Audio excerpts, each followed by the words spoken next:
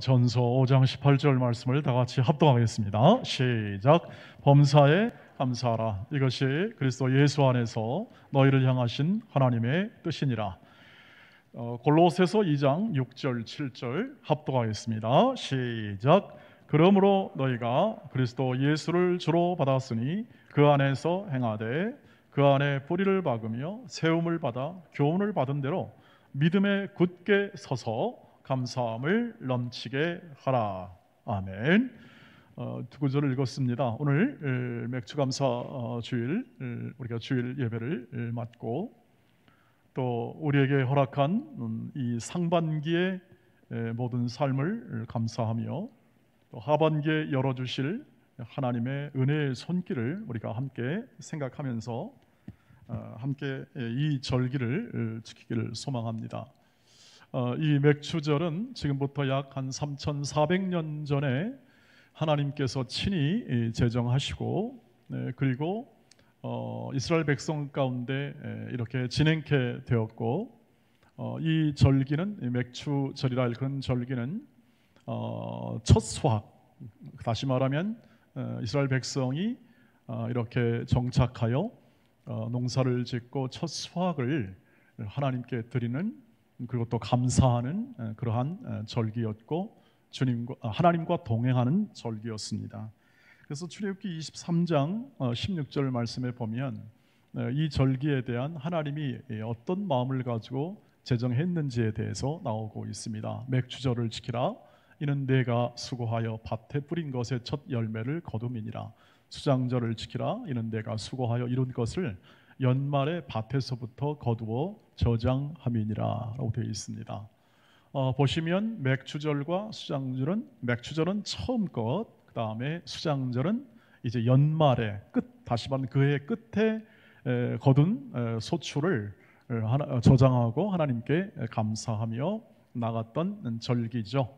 그래서 맥추절과 이 수장절, 우리나라 말하면 추수감사 절기는 처음 것과 나중 것 전체를 인도하시는 하나님, 전체의 소출과 열매 맺게 하시는 하나님의 인도하심에 감사하는 절기였습니다. 그래서 민수기 6장 10절 말씀에 보면 내 하나님 여호와 앞에 77절을 지키며 내 하나님 여호와께서 내게 복을 주신 대로 내 힘을 헤아려 자원하는 예물을 드려라. 이렇게 어떻게 지킬 것인가에 대한 구체적 내용도 모세를 통해서 말씀해 주십니다. 77절은 맥추절의 또 다른 이름의 내용입니다.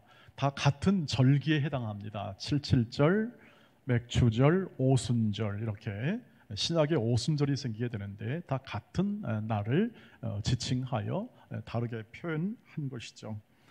핵심은 이것입니다. 하나님의 백성은 언제나 하나님의 인도함을 받고 하나님께서 그 모든 열매를 맺게 하심을 언제나 감사하는 백성들이다 하는 것을 생각하게 하고 기념하게 하고 깨닫도록 절기를 주어서 그 절에마다 그 절기가 돌아오면 함께 축제를 벌이는 날이죠. 그래서 근본적으로 절기는 우리 성도들을 위한 것입니다. 성도들을 복 주시고자 하시는 하나님의 은혜의 절기라는 사실을 우리가 확인할 수가 있습니다. 절기의 즐김, 즉 우리의 모든 날 동안 살아가는 날 동안 하나님이 주신 것으로 즐기는 것은 우리가 받은 복 중에 하나이지요. 그래서 그것을 알고 즐기고 감사하라. 그것이 너희의 하나님 백성의 정체성이다 하는 것을 확인시키는 절기가 바로 이 맥추절이었습니다. 감사하는 백성의 정체성, 이것을 확인시켜 하나님의 백성다운 삶을 지속적으로 동행하도록 상기시키고 기념하는 절기, 이것이었죠. 그러면 어떤 문제가 발생하냐면 이것이 이제 미래 추수, 그 당시는 미래 추수였으나 우리나라에서는 아마 보리 맥자를 쓴 이유는 우리나라가 이 첫 추수가 보리였기 때문에 맥추절로 쓴 것으로 그렇게 생각이 됩니다. 정확한 이게 딱 떨어지는 문자적 어떤 증언이나 기록적 증언이 존재하지 않아서 우리가 역사적으로 문화적으로 해석할 수밖에 없는 한계는 있지만 이 절기가 지금은 거의 80% 90%의 사람들이 여기 계신 모든 분들도 어떤 농사를 지어서 그리고 어떤 소출을 이렇게 해서 절기를 지키는 분은 거의 없지 않습니까? 이렇게 대개는 산업사회에서 혹은 제조업에서 서비스업에서 금융업에서 이 현대 이 산업 세계에서 얻은 수입을 가지고 우리가 이렇게 대개 살아가고 있고 열매를 거두고 있는데 과연 이것이 어떻게 연결되는가 하는 것이 우리의 관심사가 아닐 수 없죠. 3400년 전의 이 맥주절이 오늘 신약시대를 살아간 우리에게는 어떻게 그 의미가 전달되고 있는가를 확인하는 것이 우리가 감사나 혹은 또는 우리의 삶에서 신앙생활하는데 막대한 유익을 줄 것이라고 생각합니다. 이렇게 시간상 이렇게 정의할 수 있겠습니다. 신약시대의 모든 이 맥주절의 의미는 어떤 연속성을 갖냐면 오순절날 강림하신 성령의 인도하시고 성령이 구원하시는 추수로 그 연속성을 갖는다, 이렇게 설명을 할 수가 있겠습니다. 즉 구약에서 맥주절 하나님이 인도하사 하나님이 친히 그 백성을 인도하사 거둔 열매를 감사하여 하나님의 백성의 정체성을 확보했던 것처럼 오늘 예수 그리스도께서 부활하시고 승천하신 후에 성령을 보내사 구원의 열매를 맺게 하십니다. 구원의 열매입니다.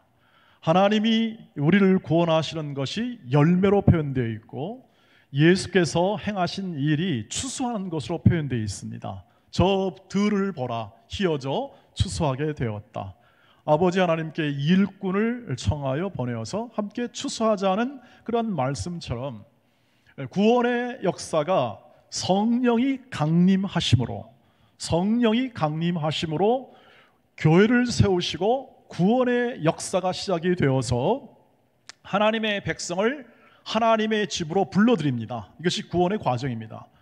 그래서 그 불러들이는 모든 백성을 어떻게 생각했냐면 부활하신 첫 열매 되신 예수 그리스도를 따라 부활의 새 생명의 열매를 다 얻는 사람이 구원받는 백성이고 성령께서 강림하심으로 그 구원의 열매를 추수를 시작하여 그 성령께서 지난 2000년간 역사하여 오늘 우리에게까지 이 구원의 열매를 맺는 복음과 믿음을 허락하사 우리로 하여금 열매 맺는 인생과 삶을 살도록 하셨다 하는 것이죠.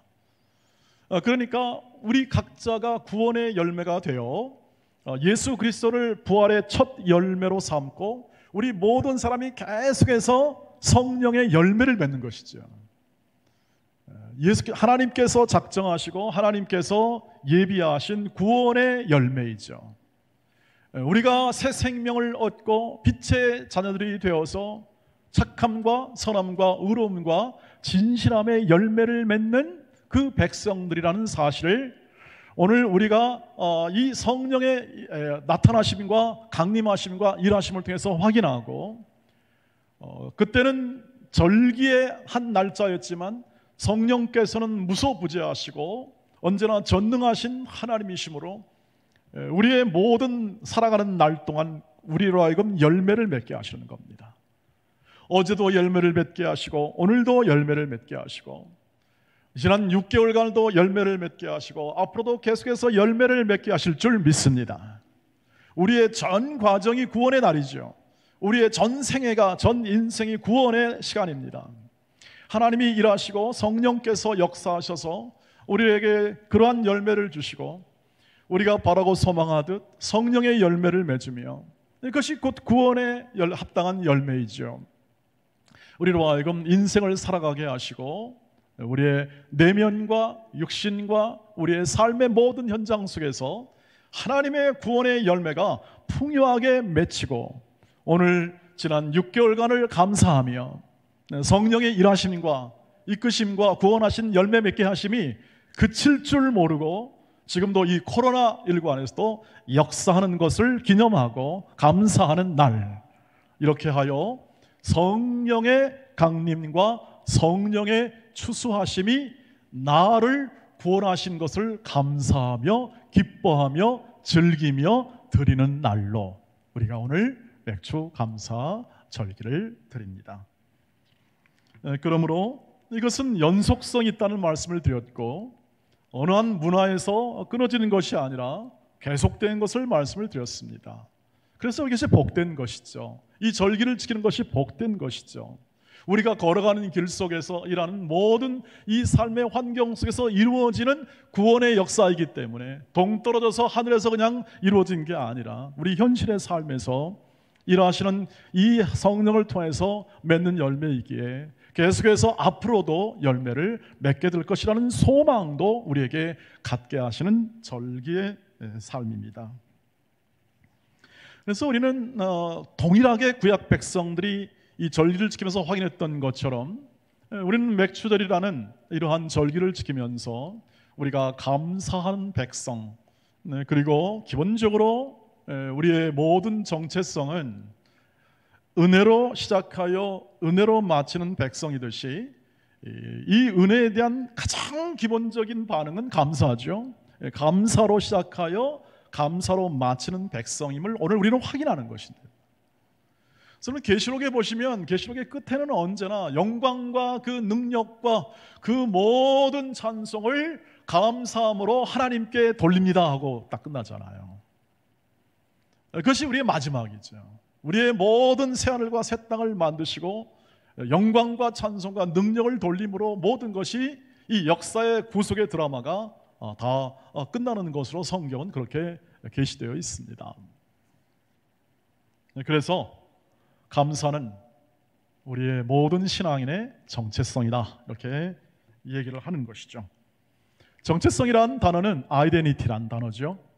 이것은 지속적으로 한 신자의 삶 안에서 지속적으로 드러나는, 변하지 않고 지속적으로 드러나는 하나의 특성을 말합니다. 여러분, DNA라고 보통 말을 하죠. 유전적 형질이라고 하는데 이것은 변하지가 않죠. 그대로 살아가면서 이게 발현이 되고 표현이 되고 그다음 나타나게 마련입니다. 그것을 우리는 유전자라고 하는데, 이 감사의 유전자가 바로 믿음이고, 그 믿음을 씨앗을 통해서 우리가 계속 믿음이 커나가면 커나갈수록 우리는 더 감사가 확대되어져 가는 그러한 정체성을 가진 사람이 바로 성도이다, 하나님의 백성이라는 사실을 우리에게 알려줍니다. 감사로 시작하여 감사로 마치고, 당연히 그 안에는 감사함으로 이루어지는 구원의 열매가 풍성한 존재, 그것이 곧 우리라고 하는 거죠. 그래서 바울이 언제나 그 삶을 살아갈 때, 성령으로 살아갈 때 나오는 권고는 이것입니다. 에베소서 5장 20절입니다. 같이 읽겠습니다. 시작. 범사에 우리 주 예수 그리스도의 이름으로 항상 아버지 하나님께 감사하는 것이 성령의 인도하심을 받는 삶의 결과이다, 이렇게 얘기합니다. 삶의 열매이다. 범사에, 모든 일에, 그 다음에 항상 감사한다. 모든 일에 감사하고 어떤 순간이라도 감사한다, 이렇게 얘기를 합니다. 이것이 신자의 삶이다. 성령을 따라가는 삶이다. 지혜로운 삶이다, 이렇게 얘기를 해서 우리 에베소서에 있는 성도들을 권면했고, 동일하게 이 말씀은 오늘 우리를 권면하죠. 너희는 항상 모든 일에 예수 그리스도의 이름으로 모든 시간에 어떤 조건과 어떤 환경이라도 아버지 하나님께 감사하는 것이 신자의 정체성이다, 이렇게 얘기를 하는 것이죠. 이것이 어떻게 가능할까 하는 질문을 당연히 할 수밖에 없습니다. 항상 감사하라, 모든 일에 감사하라. 우리에게는 너무나 많은 슬픔과 고통의 시간들이 우리의 곁을 스쳐가고 있고, 아픔과 상처의 시간들이 늘 우리를 가슴을 헤쳐나가는 그러한 수고와 슬픔뿐인 세상의 환경 속에서 우리는 살아가고 있는데, 이것을 어떻게 조화롭게, 이 말씀이라는 것이 확실한데 어떻게 이것을 해결해 나가는가 하는 것이 당연한 질문이 되겠습니다. 일반적으로 우리는 감사를 표현할 때 이 세상이 가지는 감사의 그 내용의 표현을 보면 언제나 조건과 이유가 있기 때문에 감사를 합니다. 우리가 좋은 직장을 얻었습니다. 감사합니다.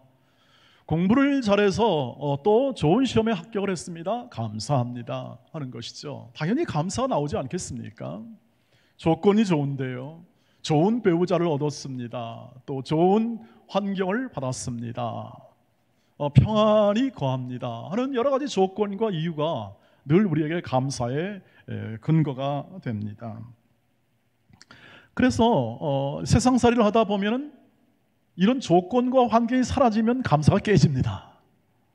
그렇지 않겠습니까? 당연하게 어려움을 당했습니다. 예기치 않은 일을 당했습니다. 만났습니다. 감사가 깨지고 있습니다.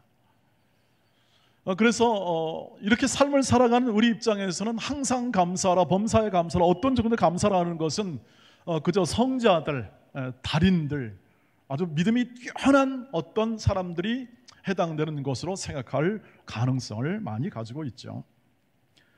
그러나 성경은 이렇게 말하고 있습니다. 그렇지 않다라고 말을 합니다. 이것은 모든 사람에게 해당하는 것이다라고 말합니다. 평범한 성도가, 신자가 갖는 특성이다 이렇게 얘기를 합니다. 왜 그럴까요?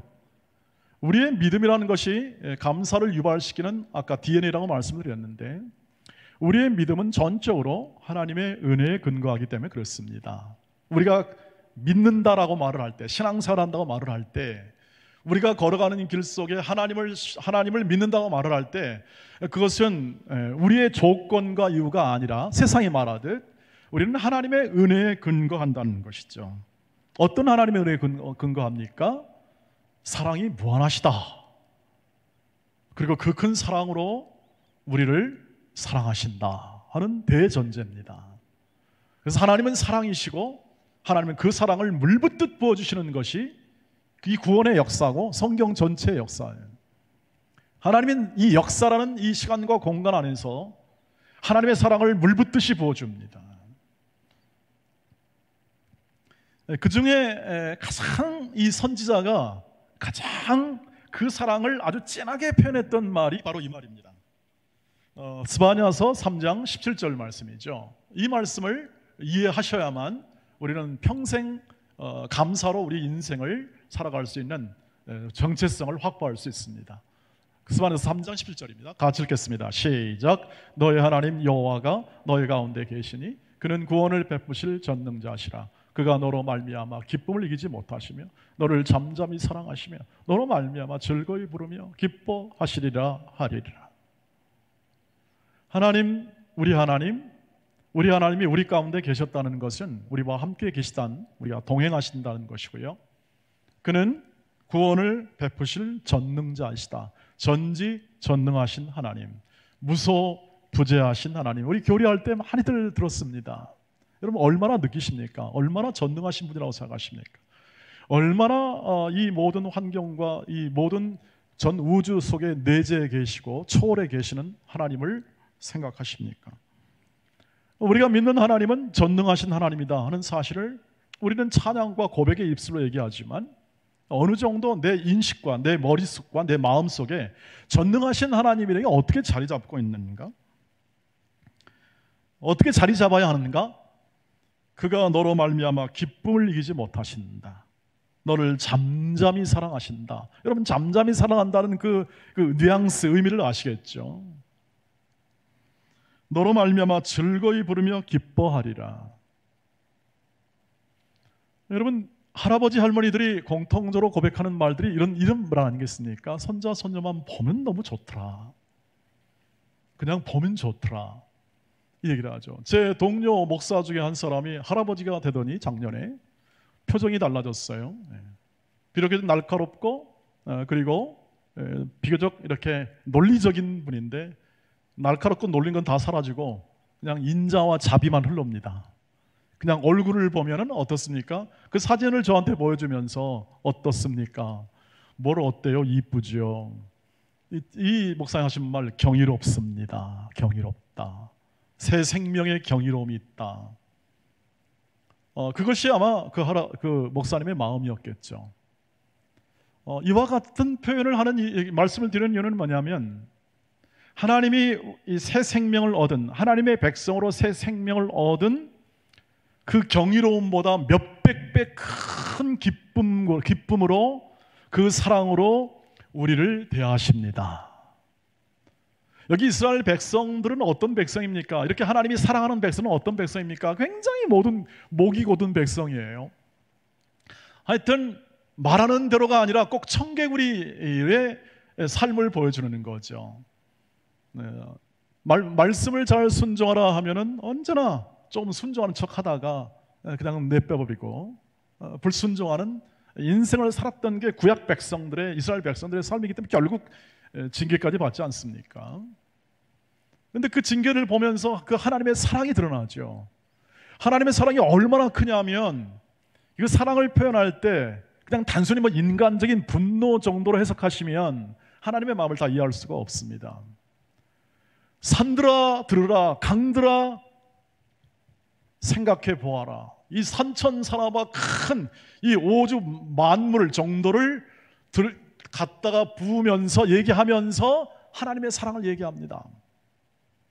그때는 분노로 나타나기도 하고, 너는 절대 그럴 수 없다라는 하나님의 그 마음 안에 담긴 강력한 언어로 이 구약의 선지서의 내용을 보면 나타나는 거죠. 하나님의 그 사랑이 얼마나 큰지, 그 사랑을 비견할 만한 대상이 뭐냐면 저 산, 저 큰 우람한 산이나 저 한없이 넓은 이 바다 정도로 이렇게 대비해야 조금 더 느껴질까 하는 것 때문에 선지자들이 그렇게 표현을 하는 것이죠. 내 얘기를 들으라, 산들아 하면서 말이죠. 하나님의 사랑을 다 증거하기 위한 것입니다.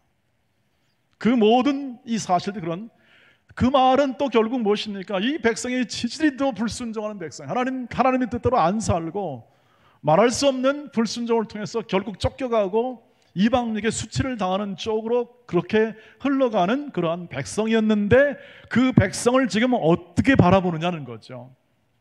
말할 수 없는 기쁨으로 바라보는 백성이다, 이렇게 얘기를 하는 것이 오늘 이 성경의 내용입니다.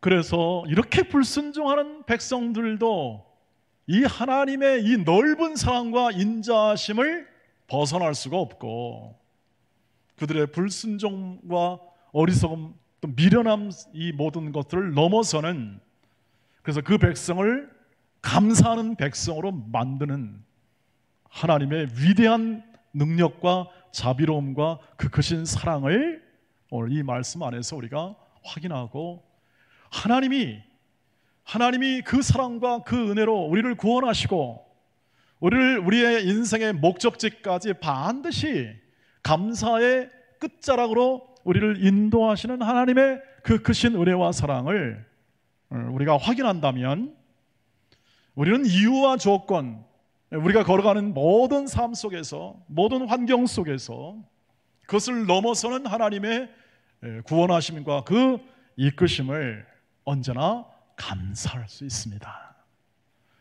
합력하여 선을 이루시고 아픔과 고통과 상처, 우리에게 불리한 조건도, 그것마저도 하나님께서 합력하여 선을 이루시는 하나님이시라면, 그리고 결정적으로 자신의 모든 것을 다 동원하여 그 사랑을 온전케 만드시는 하나님이시라면, 우리는 범사에 감사할 수 있는 근거를 분명히 확보할 수 있고, 우리는 이 이후에도 감사할 수 있는 소망을 견고히 할 수 있죠. 그래서 바울이 로마서 8장 30절에서 이렇게 말을 합니다. 같이 보시죠. 시작. 자기 아들을 아끼지 아니하시고 우리 모든 사람을 위하여 내주신 이가 어찌 그 아들과 함께 모든 것을 우리에게 주시지 아니하겠느냐. 어찌 그럴 수 있겠느냐. 설득하는 거죠. 이게 수사법적인 용어입니다. 설득하는 겁니다. 고대에서부터 이 수사법적 용어죠. 자, 이렇게 하나님의 사랑이 큰데, 이렇게 하나님의 자비로우심이 큰데, 아들까지 주시는 사랑인데, 모든 것을 주시는 사랑인데, 어찌 하나님이 아낄 게 뭐 있겠느냐. 무한하신 하나님의 사랑과 위대하신 하나님의 사랑과 측량할 수 없는 하나님의 사랑이 너의 인생 가운데 있고, 너의 삶 가운데 있고, 너의 과거에도 있었고, 현재도 있고, 미래도 있다면 너의 인생 가운데 걱정할 일이 무엇이고 너의 모든 삶 가운데 부족함이 무엇이 있겠느냐? 남은 건 감사밖에 없다 하는 것을 얘기를 해주는 거죠. 그러니까 우리의 존재 자체가 감사하는 존재로 그냥 하나님이 만들어 보시는 거예요. 우리 인생의 모든 삶에서 감사할 수밖에 없는 그런 존재로 하나님이 계속 세워가는 거죠. 그래서 여러분, 믿음이 크신 분들의 끝을 보십시오. 항상 끝을 보시면 하나님 감사합니다. 지금까지 지내온 것 주의 크신 은혜입니다. 이 세상을 아직까지 살아가야 할 우리에게는 여러 가지 수많은 조건, 환경, 여건이 아직 우리에게 우리 뜻대로 안 되는 일이 더 많이 발생할 수도 있을 겁니다. 자식들에 관한 것과 우리 교회에 관한 것도 그렇고요. 우리의 직장과 일터에서 우리 마음과 바람과 소원대로 안 되는 부분이 많이 발생할 수 있을 거라고 생각합니다. 그러나 우리의 존재 자체가 감사하는 존재라면, 우리의 정체성이 감사하는 존재라면 우리는 그것을 하나님의 뜻으로 받고 그 하나님의 뜻에 순종하는 인생을 살아갈 힘과 담력을 그 안에서 얻습니다. 그것이 바로 데살로니가전서 5장 18절에 있는 바울의 권면의 말씀의 진정한 의미가 되겠습니다. 같이 읽겠습니다. 시작. 범사에 감사하라. 이것이 그리스도 예수 안에서 너희를 향하신 하나님의 뜻입니다. 하나님의 뜻을 우리를 통해서 이루실 것을 믿으시길 바랍니다. 하나님의 뜻을 우리를 통해서 이루시자고 우리를 구원하시는 겁니다. 우리를 지금 살게 하시는 겁니다. 이 백성이 다가 아니라, 이 세상에 있는 사람들의 삶이 다가 아니라 하나님이 예비하시고 하나님이 목적한 삶을 누굴 통해서 이루시는가? 우리를 통해서 이루신다. 하나님의 뜻을 다 헤아리지 못할지라도 주의 사랑을 통하여 그것을 확인하고, 아직까지 우리가 아직 살아보지 않았던 인생의 이 모든 앞선 과정, 이 앞에 전개되는 과정 속에서 하나님께서 베풀어 주신 과거의 사랑과 그리고 약속을 신뢰하면 당연히 우리 미래에 대한 우리의 확신이 그 안에서 담보가 되는 것이죠. 그래서 하나님의 뜻은 범사에 감사하는 신종족, 새로운 아이덴티티, 정체성을 가진 믿음의 사람들을 세워내어 하나님의 인도와 하나님의 이끄심과 하나님의 사랑이 어떤 것이고 어떻게 이 인간을 복되게 만들어주는 것에 대한 증언자로 세워 빛과 소금의 역할을 감당하는 사람으로 누가 세우시는가? 하나님이 세우신다 하는 것입니다. 우리는 우리의 신앙과 우리의 믿음을 단련시켜서 우리가 좀 더 멋지게 되어지고 훌륭한 사람이 되어진다는 그런 생각을 가지고 신앙생활을 하기도 합니다.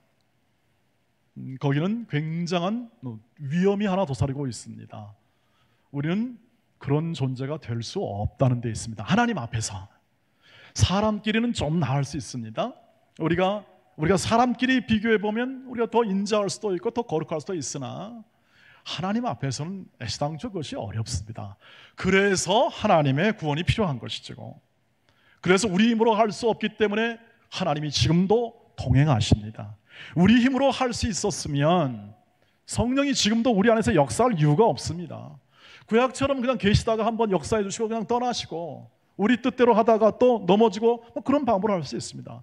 하나님이 그것보다 훨씬 더 강도 있고 세고 능력 있는 방법으로 임하시는 게 뭐냐? 성령으로 우리 안에서 거하시고 우리와 함께 하심으로 우리 인생을 끌고 가시는 것입니다. 그래서 항상 성령을 따라 행하는 삶을 통하여 성령의 열매를 맺을 때 그 모든 것을 핵심에 감사가 있다. 감사가. 그래서 우리가 늘 이 요청을 받습니다. 어떤 줄을 받냐면 골로새서 2장 6절 7절입니다. 같이 읽겠습니다. 시작. 그러므로 너희가 그리스도 예수를 주로 받았으니 그 안에서 행하되 그 안에 뿌리를 박으며 세움을 받아 교훈을 받은 대로 믿음에 굳게 서서 감사함을 넘치게 하라는 거죠. 어떻게 이 세상에서 감사할 수 있을까? 어떻게 이 시련이 있고 고통과 상처뿐인 이 세상 속에서, 경쟁뿐인 세상 속에서 감사의 아이덴티티를 가진 사람으로 살아갈 수 있을까? 감사함으로 예배하면 됩니다. 감사함으로 기도하시기를 바랍니다. 감사함으로 찬송하십시오. 감사함으로 헌금을 드리십시오. 감사함으로 봉사하시기를 바랍니다. 이것이 감사가 흘러넘치는 방법입니다. 그렇게 해오시지 않았습니까? 그렇게 해오시다가 지금 이 절기를 맞지 않으셨습니까? 하나님이 기뻐할 만한 일들을 행하실 때 감사가 나오고, 하나님이 원하시는 일을 행할 때 우리는 감사가 나오죠. 하나님이 가장 원하시는 것이 뭐냐? 기뻐하는 것이고 기도하는 것이며 감사하는 것이다. 마치 하나님이 기뻐하는 대상이 되어서, 은혜받은 대상이 되어서 그 은혜로 믿음으로 말미암아 구원을 얻고 살아가는 이 삶에서 우리는 그 하나님을 기뻐하고 그 하나님을 즐거워하고 그 하나님과 동행하며 우리의 인생을 헛살지 않았습니다. 감사합니다. 만족스럽습니다. 기회를 주시고 인생을 주신 하나님의 은혜가 큽니다. 세상이 알지 못하는 해답을 얻게 하시고, 그리고 우리의 삶에서 일어나는 모든 환경 속에서 진정한 하나님이 주시는 복을 누리며 살았습니다. 잠언 3장 9절로 10절. 내 재물과 내 소사물의 처음 익은 열매로 여호와를 공경하라. 그리하면 내 창고가 가득히 차고 내 포도즙 틀에 새 포도즙이 넘치리라. 이것이 감사가 넘치는 열매 아니겠습니까? 하나님을 경외하는 것, 하나님을 공경하는 것, 하나님이 주신 것을 가지고 하나님을 공경하는 것, 그것은 반드시 헌금뿐만 아니라 하나님은 받으셔서 만족을 취하시는 분이 아니라 그 심령과 그 순종의 뜻을 보시고 기뻐하시는 분이시기 때문에, 마치 우리 어린아이가 커서 온전히 철이 들고 그리고 제 기능을 할 수 있는 사람으로 클 때 부모의 가장 큰 기쁨이 있듯이, 그 심령과 그 마음과 그 모든 믿음이 온전하여지고 주님 닮아가고 거룩하고 인격적인 성품을 이루어 제 몫을 감당해야 될 때, 하나님께서 그것을 원하시고 우리의 복됨을 위하여 어떻게 합니까? 하나님을 경외하라고 하고, 그 경외함이 결국 보이지 않는 하나님이시기 때문에 우리의 행동은 하나님의 임재하신 타인, 이웃과 우리의 가족과 우리 교회를 섬기고 또 헌신하며 살아가는 것이 하나님을 경외하는 삶이고 감사를 유발시키는 넘치는 삶이 된다는 사실을 우리가 확인할 수가 있겠습니다. 그렇습니다. 우리는 감사할 수밖에 없는 존재들입니다. 지금까지 지내온 것 감사뿐 아니라 여러분, 빈손으로 와서 하나님이 모든 것을 채워주시고 살게 하시고 거룩하게 살게 하시니 그게 감사합니다. 여러분, 거룩함 자체가 감사죠. 내가 거룩하게 되어서 뭔가를 더 받는다는 마음이 아니라 조건과 이유가 없는 은혜로부터 시작하여 은혜로 끝나는 우리의 인생이라면, 조건과 이유가 아니라 하나님 만난 것 때문에 하나님이 우리에게 허락한 이 복된 삶으로 말미암아 가지는 우리의 정체성 때문에 감사하는 겁니다. 이 감사가 내면화됐을 때는 그 어떤 것도 그것을 무너뜨릴 수 없고 어떤 것도 깰 수가 없는 것이죠. 저와 여러분이 갖는 이 운명과 이 삶의 명예로움이 날마다 감사가 넘침으로 여러분 가운데 풍성히 흘러넘치기를 주의 이름으로 축복합니다. 하나님은 반드시 저와 여러분의 인생을 감사로 물들일 거게 하실 것입니다. 그 일하심이 지금도 풍성하게 역사하고 계십니다. 코로나19가 아니라 다른 어떤 전염병 하에서도 마찬가지고, 어떤 악조건 하에서도 사망, 권세, 능력, 높음, 나눔, 그 어떤 것으로부터 하나님의 위대한 사랑을 끊을 수 없는 것처럼 우리를 이 그리스도의 사랑 안에서 넉넉히 이기게 하시고 우리의 인생을 복되다 하는 내 내면의 기쁨, 감사하고 우리의 인생을 인도하실 것이니, 그 인도하심 따라서 언제나 우리의 삶 가운데 모든 것에 감사할 수 있는 확고한 믿음으로 우리의 모든 이 코로나를 이기도하며 우리 앞에 놓인 우리의 인생에 주신 하나님의 기회 속에서 감사함으로 더 풍성한 은혜 안에 거하시기를 주의 이름으로 축복합니다. 풍성한 포도즙이 흘러 넘치는 것처럼 그 삶을 살아가는 사람들에게 하나님께서 부어주시는 하나님의 은혜와 복을 여러분이 풍성히 누리시고 감사함으로 나타나는 여러분의 삶의 영향력과 그리고 증언들이 우리 공동체와 우리에서 걸어가는 이 고단한 삶을 살아가는 이 사회의 모든 사람들에게 감사가 없는 이 사회 속에 하나님의 특별한 이 은혜 속에 있는 감사가 전달되고 나누어지는 그러한 삶으로도 이어지기를 주의 이름으로 축복합니다. 기도하겠습니다. 거룩하신 주님, 조건과 이유가 아니라 하나님의 위대한 사랑에 감사하는 하나님의 거룩한 백성의 삶을, 그 정체성에 합한 삶을 감사가 흘러 넘침으로 증언할 수 있는 사람으로 각 가정으로 우리 교회로 세워주시옵소서. 예수님의 이름으로 기도하옵나이다. 아멘.